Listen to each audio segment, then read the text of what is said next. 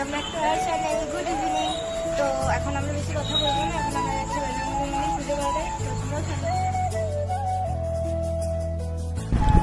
তো বেরিয়ে পড়লাম আমরা সন্ধেবেলাতে পুজো করাতে যাওয়ার জন্য। আর এখন প্রথমে যাচ্ছি মিষ্টির দোকানে, এখান থেকে নেব মিষ্টি ঠাকুরের পুজোর জন্য, তারপর আমরা সোজা যাব মন্দিরে।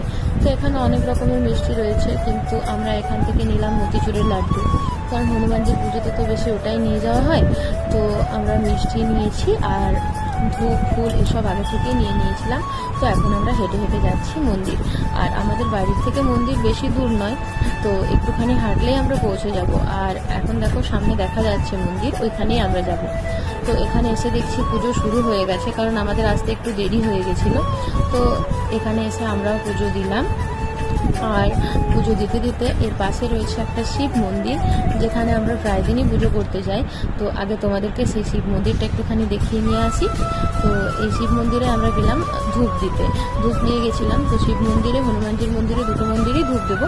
তো এখানে আমরা ধূপটা আগে জ্বালিয়ে নিচ্ছি, তারপর ওইখানে যাব। তো এখানে আমার ধূপ দেখানো প্রায় হয়ে গেল।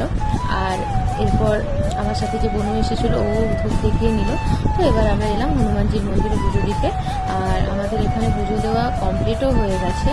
তো পুজোর একটুখানি প্রসাদ আমরা এখানে এই কুকুরটা আছে, একে দিই। এই কুকুরটা প্রতিদিন প্রসাদ খেতে আসে, আর প্রতিটা মানুষের সাথে খুব ভালোভাবে মিশে যায়। তো ওকে প্রসাদ খাইয়ে নিলাম, এবার ওকে একটুখানি আদরও করে নিলাম আমরা।